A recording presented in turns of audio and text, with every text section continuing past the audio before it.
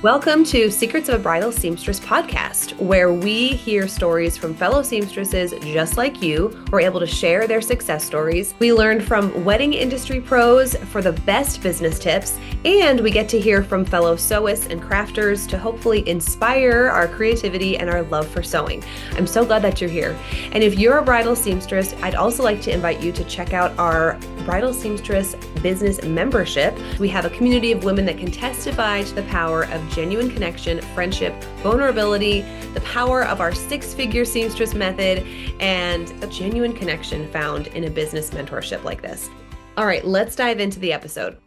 Welcome back to Secrets of a Bridal Seamstress. I am so pumped for this interview with my friend Rachel from Change of a Dress Alterations in Fort Collins.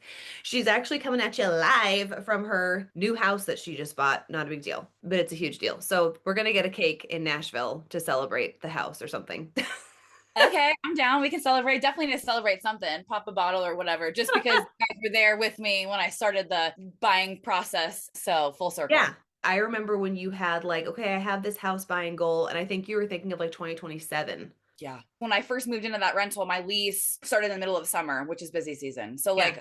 I couldn't wait till my lease ended to move in because I can't move. And I didn't want to have to buy a house and shop while it was busy season. So my thought was I'll just keep saving. And then by 2027, I'll have the down payment. I'll have all these things. I will be more prepared. I can take off the summer. And then the more I thought about that, it's why take off the busiest time of year? I know. Do it over the winter. Yeah. And honestly, the world aligns. The universe was there. I have the best realtor. I had the best team, and we were able to get it done in 2 months. So yeah, it's been and the house is so cute. Ooh, it is so cute. So cute. I love it. The neighborhood's great. It's twice the size of my house. It's not cute. It's huge.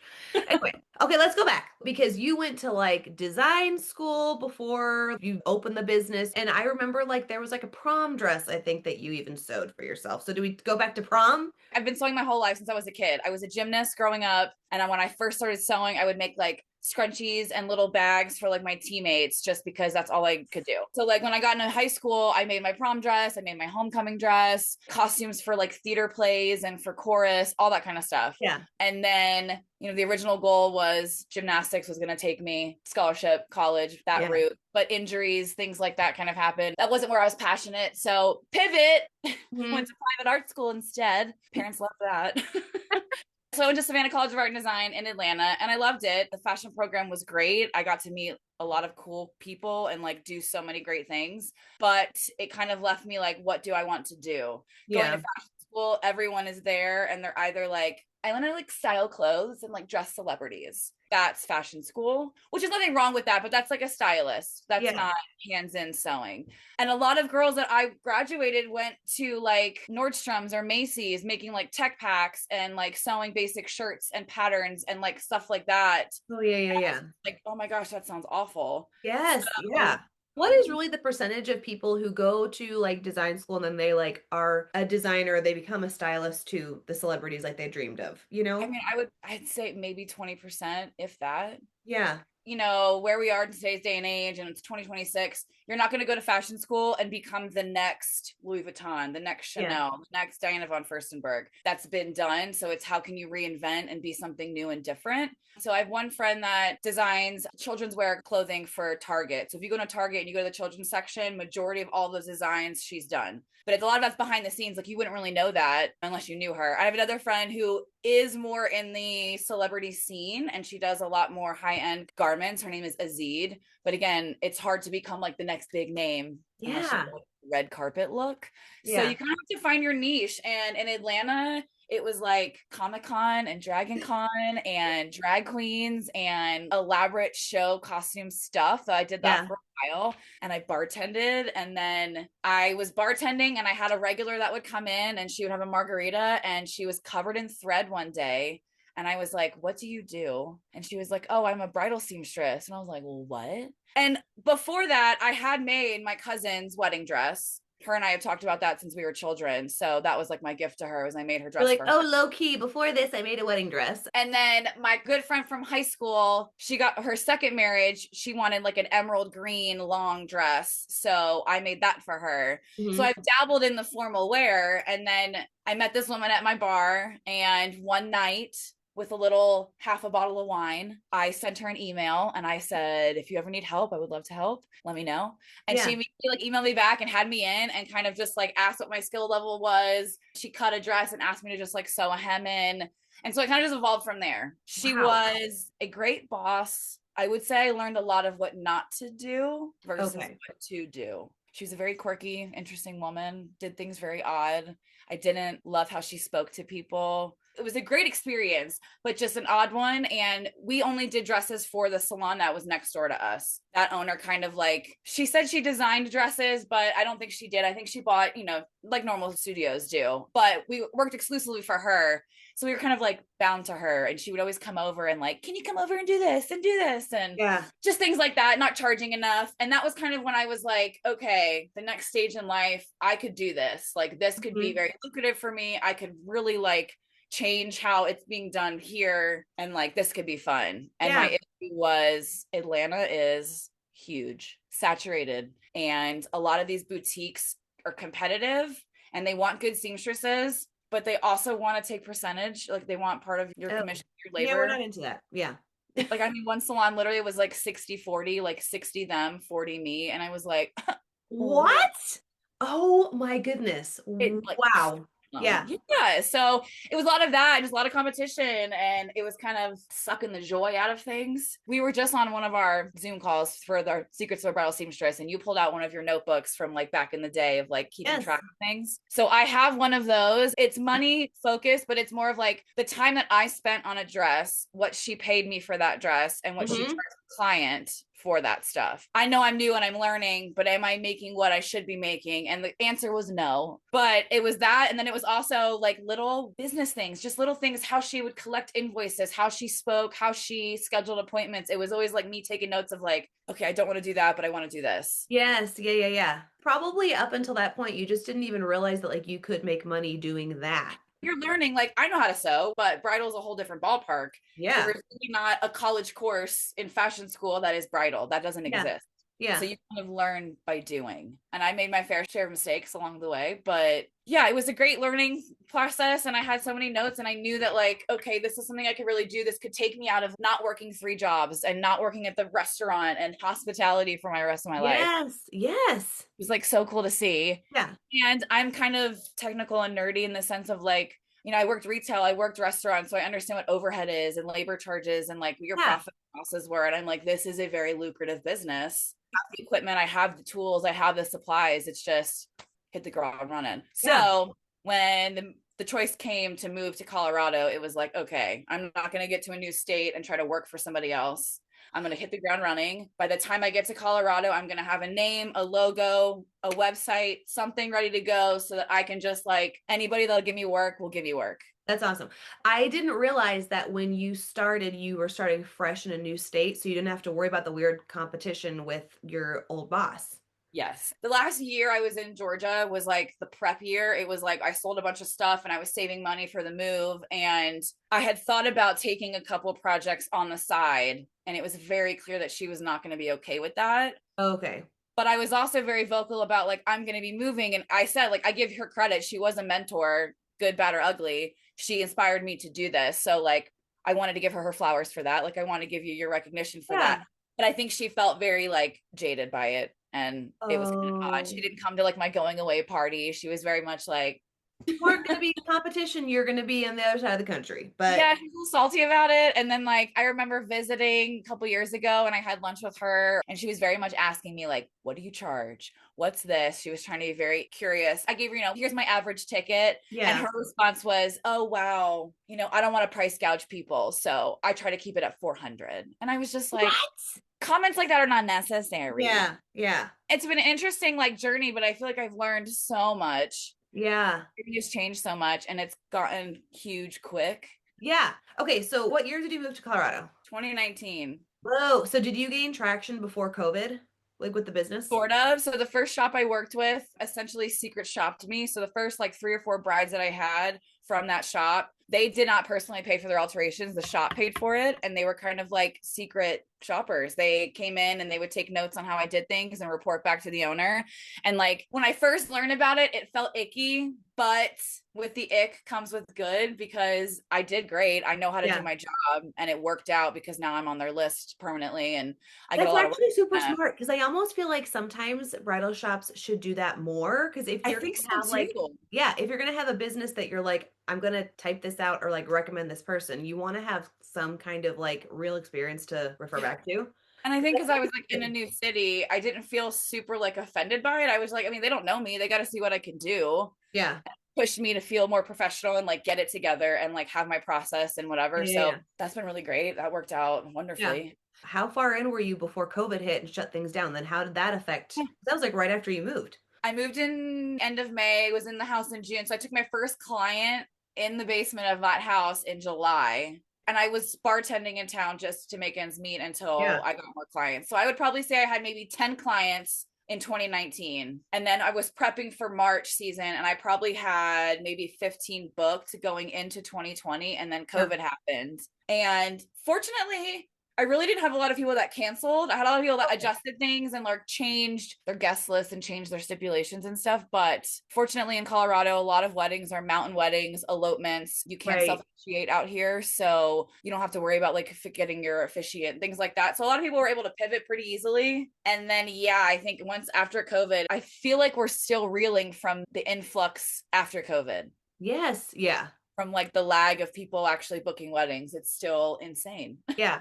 And also like moving and then aside from the business piece, moving to a new state and then having like a shutdown, like where you didn't meet people. I will say I was fortunate because I worked in the bar. I got a bartending job. So I did have some friends and I still have that sense of community. I didn't feel super, super isolated, but I was still working. I was still developing my process and working out, taking that time to figure that stuff out. I did get a desk job at like a massage place. Oh, cool. Just to like, again, keep myself busy. Yeah. But I was like sitting at a computer 8 hours of the day, just like checking people in for massages. So a lot of that was like research, working on Canva, tweaking the website, like using that time to just like, how can I make this better? So when things reopen. Yeah, totally. When you were on your own doing this by yourself, do you remember who those first clients were or the first like wins that you're like, oh, I'm really bad with names. But I do remember my first girl, her wedding dress wasn't a normal wedding dress. It was technically a bridesmaid's dress that was in white. And she had bought 2 extra dresses in extra larges. And we used those dresses to put like a cool side panel and we added a train to the dress. So like out of the gate, it was like a custom kind of job. So that was like super nerve. I mean, I remember I feel like I was like shaking the whole time. And I was like, I'm not doing this right. She's going to hate it. This is not going to be good. Oh my God. I had one client that she had a dress altered by somebody else and she brought it to me to fix and then got pregnant during the process. So that was stressful. But I feel like I had a lot of like stressful, complicated clients in the beginning. Helped me tame and mold my temperament or clients moving forward. So that's been nice. We always get one every year that still throws us off. Well, they just slip through somehow where it's like, get in here.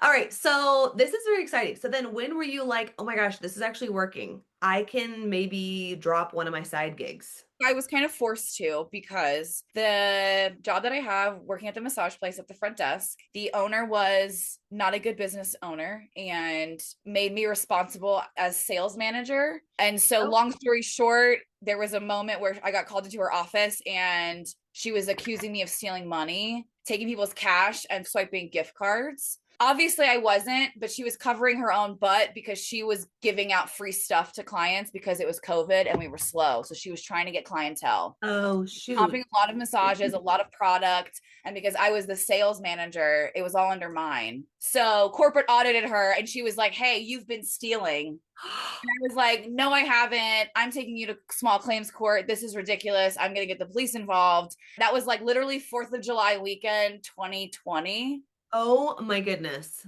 And my parents flew into town and I picked him up from the airport and I was like, I think I just got fired.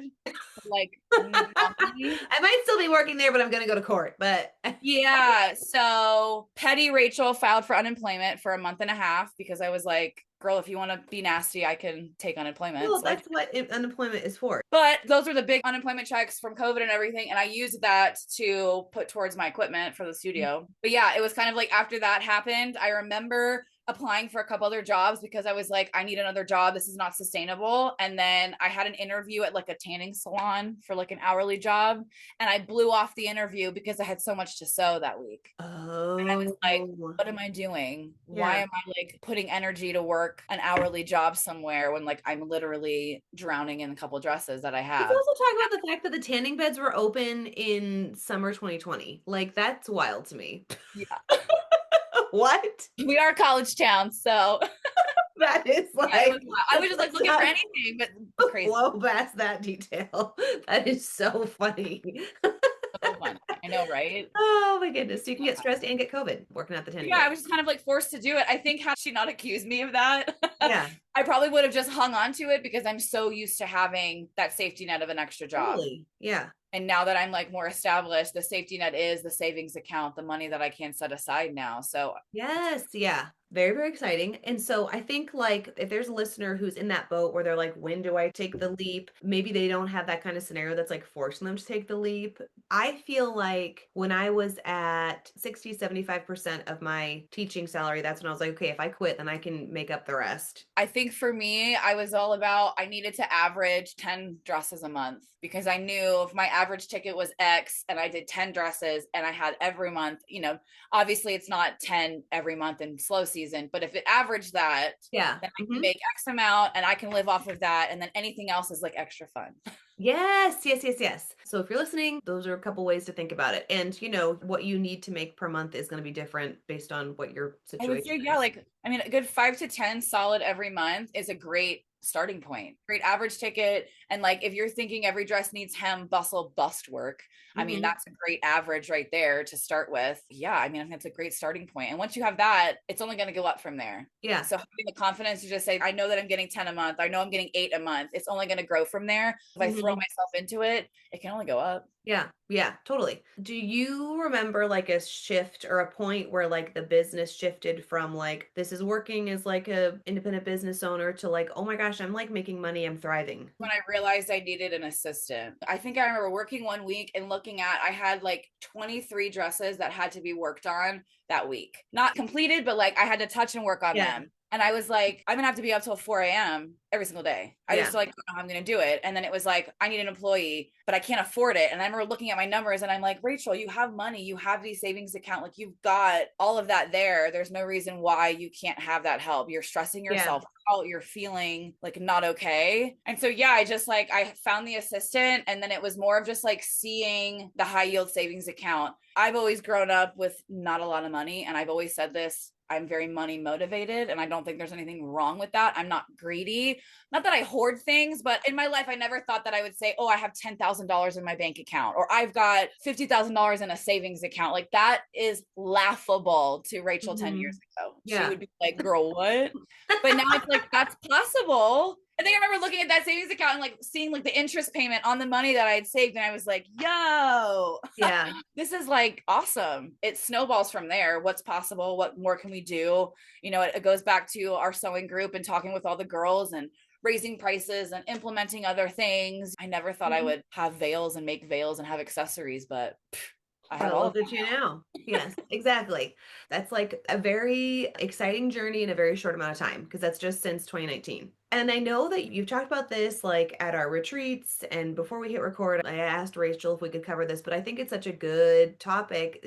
Some women who they start a business thinking, okay, maybe I'll make enough to like pay the rent or like to pay mortgage. And then all of a sudden you are making money and it's almost like a different lifestyle. How did you work through that? How do you work through that? Because I think sometimes when you do succeed, there's almost like this weird like guilt that can come into play. And I like how you said you're money motivated and it's not a bad thing. And it's like there shouldn't be shame in wanting to profit from your business. And sometimes when working with women in like one-on-one coaching, that comes up so much because it's like for whatever reason we think to want to make money or to like actually profit from the business instead of like just getting by is wrong. So I kind of want you to touch on that. And then also, how does like 10-year-old Rachel feel about this? When I first started making like a good chunk of money, the first thing that I did was I took my sister to the Bahamas for her 30th birthday. My sister and my two cousins. And that was the first time that I could like throw down a chunk of money, not on a credit card, and like have fun. And I got a lot of like backlash from family because it was like you're choosing to like blow your money on like a trip. It wasn't just for Becca, it was like also for me. So it was like selfishly for me. And it was just like, I'm not going to be shamed. I worked hard for that. And like what we do in our industry is blood, sweat, and tears physically. So like every dime that I make, I earn that. And I'm very proud of it. So I just think there's pride in taking ownership of like, I worked damn hard and I'm not going to be made to feel like I can't celebrate that and be excited about that. For me, like I said, growing up and not having a lot, I was always that kid that never took trips. I never went on spring break. I never did any of that kind of stuff. I never went on trips with friends. I just didn't do that. It's like one of our other girls in our group, our friend Leslie, who's like in her travel era. And it's just like, I get to do all of these things. And I'm very fortunate that how I was raised, I'm a very confident woman. And I think that helps in this aspect of like not feeling like I have to be shamed or feel guilty about how much I make. I don't say I like to flaunt it, but my motto when I speak to friends and family is like, why do I work this hard to not share it with people that I love? Why do I work this hard to like not enjoy it? I've never been able to do that kind of stuff. So why not? That's why anytime we've got a retreat, I'm going to every single one. I want to do those things. Like going to Fredericksburg, sorry to come to Fall Fest. Those are things that like bring me joy and I can look forward to it. And I know that I'm going to travel comfortably and it's not going to feel stressful and just like I can fully enjoy it and put myself in there because I'm not worried about certain things. And I know everyone is not that fortunate, obviously. And I never want to feel like I'm like gloating, No, but also money's an energy and it's a tool, it's a resource. But like, yes, if you think about like the hoarding or like you just focus on like the number of what you want to make, it's not about that. It's about what do you want to do with it for other people? How is that going to impact others? Like, how is that going to impact your community? Like, you can give trips to your family, or you can go drop $1,000 on a GoFundMe and not feel stressed about it. It's like you're available to help other people without the stress. And I think that's also what people don't take into consideration. It's not just about like making a certain amount of money, but it's like, what does that mean that you can do for other people? Well, I also look at it too, like, I'm a millennial through and through, and I chose to not have kids, and I don't want kids, and I'm never going to have kids. But it doesn't mean I hate children. It just means I get to help my friends raise their kids, and I get to spoil those friends and those kids and get to help out. After our Nashville retreat next week, I'm going to Atlanta, and my niece got all straight A's. So I told her I'd buy her a computer if she got all straight A's. Oh my gosh. But it's like, I know that her family, she's got 2 siblings. There's a family of 5. They can't afford to buy her a new computer. I love that I can do that because when I was a kid and I needed things like that, there was nothing. My parents were like, go to the library, use a computer. When parents always say, like, I want my kids to have what I didn't have, like, I don't have kids. So I want my nieces and nephews and my godkids and like people in my life to have that. When my family members get married and like when my cousin gets married, I'm not going to buy anything on your registry. I'm going to throw a bunch of cash at you so you can do what you want with it and like go on your honeymoon. And like when we all go out to eat, I'm happy to pay for the bill because I can, and that's awesome. And I feel good. I'm a giver. That's one of my love languages. So yeah, totally. It's like nice to do those things. And it's nice to feel that I can do that for myself. I know that I will be debt free in the next 3 years. Like student loans will be gone. Like debt will be gone. Like that is crazy. Yes. What year did you buy the car? May of 2024, and I had it paid off by October. Yeah, that's amazing.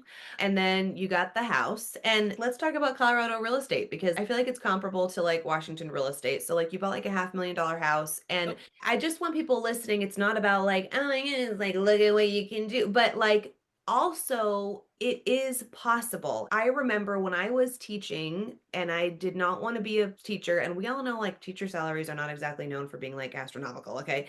But it was like, okay, if I start a business, I guess it means like I'm just going to live this like creative lifestyle and like not really make a profit. And I remember the year that I quit, I went to a bridal shower and I was doing alterations for this bride. So this family was like in education, like both parents taught, and then the daughter was also a teacher. And so this mom could not comprehend that I was like quitting. And then she was like, well, what are you going to do about insurance? Your husband's going to take care of that. And I'm like, okay, but also if not, there's a way to pay for your own insurance that's not through like a public school. And then she's like, so, okay, but are you nervous? Like, she was so concerned for me. And I'm like, is this the life that I'm signing up for?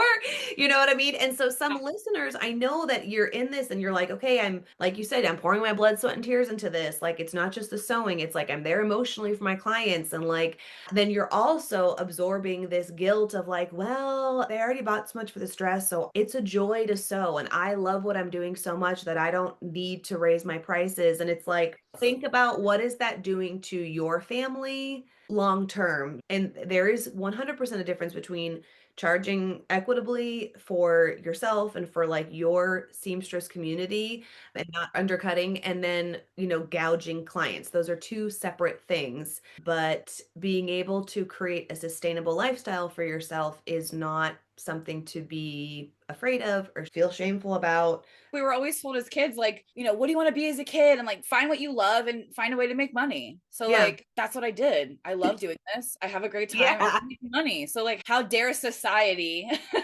put some kind of stereotype or label on that, or make us feel some type of way. So I totally get all of that. It's hard. There are still times where I am still questioning, should I charge this much? Is that too much? Like, Yeah. honestly, that is client to client. It changes. I could have some clients where honestly they don't even look at that number until the tab comes, and there's clients that are counting every dollar. Some clients I want to help out, but that's the luxury of owning my own business and doing what I want, is that I can do that. I can give discounts where it's appropriate and where it's needed, and know that I'm still going to make money elsewhere.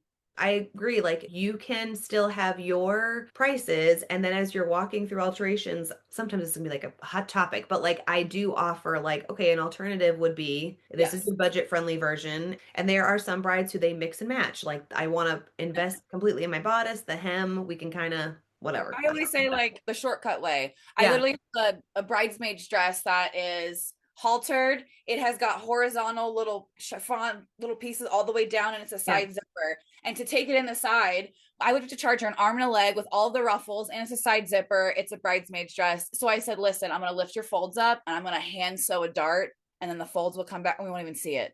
Oh, and yeah. Went, oh my God, I love that. And Yes. I'm like, shortcut. Yeah, it's just being flexible. 100%. I have a client who I did her dress 3 years ago. She recently just found out that she has stage 4 pancreatic cancer. Oh my God. And is wanting to do like a vow renewal with her dress and her son that she just had with her husband. So she wanted me to like re-alter the dress to like have it fit her. So of course I had her come in, I did all of that. And when they came to pick it up, her mom was like, okay, what do we owe you? And I was like, nothing. Go enjoy your life. But I can do that because I've established business and I can do those kind of things. And that felt good to do that because I don't want to take a dying woman's money. You know what I mean? Right. It's do anything to help her in any way. Like, please let me. And I love that I can do that. I mean, that even goes to this past year when SNAP benefits ran out. I was donating anywhere I could to food banks, to programs here in Colorado. We had 2 or 3 butchers in town that were offering free cuts of meat and packages. So like I donated to them so that they could order in more beef. I went one day. And it's so random, but it's great. I worked with a butcher. That's what I'm saying. But it's just like, you don't think about that stuff. People don't get good cuts of meat. That's just like, yeah. But I'm so fortunate that I can do that. And I want to do that. And I do it because it makes me feel good, not so that I can get clout on social media, not so that I can get some kind of like fanfare recognition. I don't really post about that kind of stuff because it's not for. Right. That's what you work towards, is that freedom, and not the stress of like, oh, like I can't give to you because sorry, I got my own bills to pay, because I'm not charging enough, because I'm adding shame to this. It's also like, figuring out what works for you and what doesn't. Like, don't force something that doesn't work. For a while I offered day of services, going to your venue and doing all of that kind of stuff. I learned that is not something that Colorado brides want, need, care about. But I spent so much energy trying to make that work. And then one day I was like, I looked at the numbers. What am I making on it? What am I spending time? Okay, cut it, on to the next. Yes. That's so funny. I feel like people around here want it. I'm like, I don't know if I can put a price tag on a Saturday. You know what I'm saying? And that was the hard part for me because I do fittings on Saturdays, and I would rather have fittings in like dresses go home than like spend my whole day at a venue.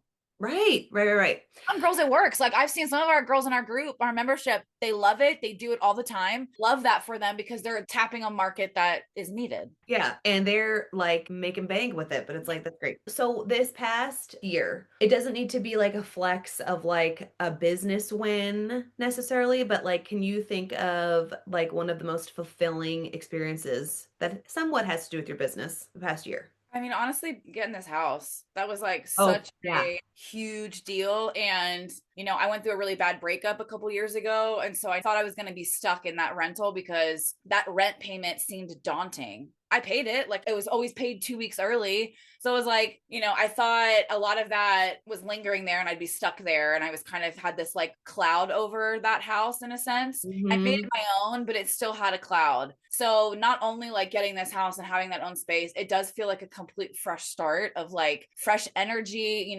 everything that came inside of this house. If it came from the old house, I saged it. It had crystals on it. I got rid of any bad energy before anything came into this house. I'm just like, things are going well and I'm doing really well. And I want to do all the things to keep that momentum going. I don't want to do anything that's going to make me feel gross or sad or something. I don't want to look at a piece of furniture and have negative connotation with it. Like, the momentum is going. I have not peaked yet, so I want to keep it going. Oh, let's talk about the peak. So what do you want to do 3 to 5 years? Change of address. If Lisa ever listens, she's inspired me to have a new dream car that I want because I love Lisa's Ford Bronco, her old edition. I mean, I've been in it a couple times, not to brag. It's so nice. So I have a moped scooter that is baby blue and white, and the Bronco has a baby blue and white colored new one. So that's on my vision board. I'll be 40 in 3 years. I want to buy that car. And we had talked about all of those, like the Roth IRAs and the savings and all of that kind of stuff. So I have no problem talking about numbers. Last year, I was able to save $120,000 for the house. So if I can do that in 1 year, I want to do that again, but throw it into investments so that in 3 years, 100 grand is going to be a lot more than that. I love my reality TV. So my big goal is I want to take a yacht for the weekend. Like, I want to do one of those. Bring the girls, go on a yacht, whatever we want, whatever food we want, whatever it is, like in the Caribbean or like in Europe somewhere. Like, the world is so big. I want to see as much as I can. Do you want to do anything else within the business? I would like to hire some more people. So right now I have my assistant, and her task this year is to find us another person. She's going to narrow down her top 3, and then I'll take over from there and pick out of that. I would like to have at least 2 solid people by the end of the year, and they take on all bridesmaids and mother dresses. But honestly, from that, I am content with where I'm at. I don't really want to move out into a bigger space. I like my space now, obviously. Your space now is huge. So like, for those of you listening, because I've seen the video tour, like the entire downstairs, I mean, what's the square footage down there? Like 1,200? 18. And it's beautiful. I have a big open space now for dressing. I have a bigger workspace. I have a whole room for storage, and I have a whole room as like a waiting room, and there's a bathroom. So yeah, there's just a lot of space. I don't want to grow my team too much because while Fort Collins is a bigger city-ish, the small town vibes is really good and the word of mouth is really good. I still want to be the face, and I still want to be the one that's handling clients. I don't want that to be passed off to somebody else just yet. I mean, maybe in 10 years when the house is almost paid off, I would move somewhere, rent this out. Who knows? Like, but I think for now I'm okay with doing all of this, which, not to sidebar, but I want to tell a funny story.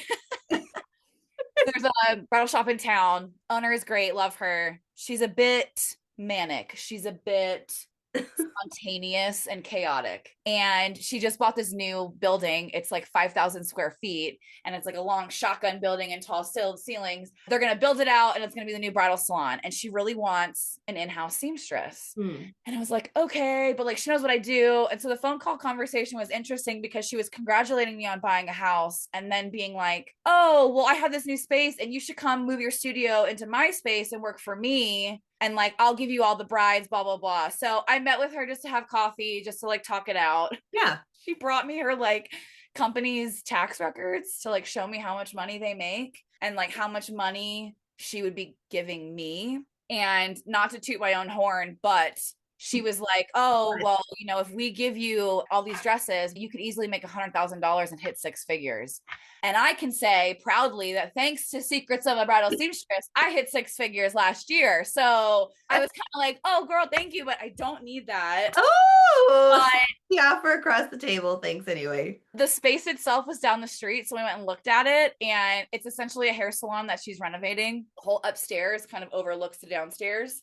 So if I did this, my clients would have to go to her front desk, walk through the entire space, go upstairs, and upstairs was essentially massage and facial rooms. And she was like, you got a fitting room here and a fitting room here and a fitting room here. And I'm like, why do I need 3 fitting rooms? What do you need 3 fitting rooms for? It was so bizarre. And the kicker was she was like, well, I'm only going to charge you $1,800 a month. I was like, what? You want me to pay a mortgage, move my studio out, and then pay you? It was very bizarre. Don't think if you're listening and you have received some kind of offer like that, that's not a good offer. Like, no. And you know, like, again, it goes back to, you never want to be beholden to a shop in that way. You don't ever want to be bound to them in that way, because they will call on you for all of the things. Those are boundaries that need to be set early on when you are working in shops, because you set it early on, then they have the respect for you and they understand how you do things. That's not a good business practice for me to do that, or anyone to do that. That's what I thought. I was like, I don't know who is going to take this offer. It's not really an offer. But somebody might, if they're tempted by those 6 figures. It's like, okay, that's wild. She likes me enough to want me to be her only seamstress. Like, she wanted me to be that. So like, I will take that. I will. Thank you. Still send me brides, but I can't pay you rent and work in your space. Yes. Thanks anyway. Ooh. Okay. So where can we follow your journey of the next steps, or whatever the next thing is for you? I mean, Instagram's where it's at. I post everything on Instagram. So Change of a Dress Alterations. I'm trying to be more like in front of the camera. I know our girl Jess is doing more of that too this year. I'm trying to be more in front of the camera. I really want to get more into reels and like having fun and like doing fun stuff, because I've been posting a lot of bride photos, which is great. Yeah. But my feed has become a lot of that and less like the alterations part. I think I'm going to pivot that this year. Slowly following along, and I'll see you soon. Rachel and I are going to be hanging out in Nashville next week. And I cannot wait for this episode to come out. So if you have questions about, like, I think that we really spent a lot of time on 2 major topics. So you could reach out to me or to Rachel. I know that her DMs are open and she's an open book. So please use the resources available in this episode. I'm open book. I love to talk pricing. I love to talk numbers. Again, I think that's a taboo. People get weird talking about numbers, or like, how much did you charge? Like, I am always like, charge more, charge your worth. So yes, happy to talk about all the things. Yeah, the DMs are open. Thanks, Rachel. Bye.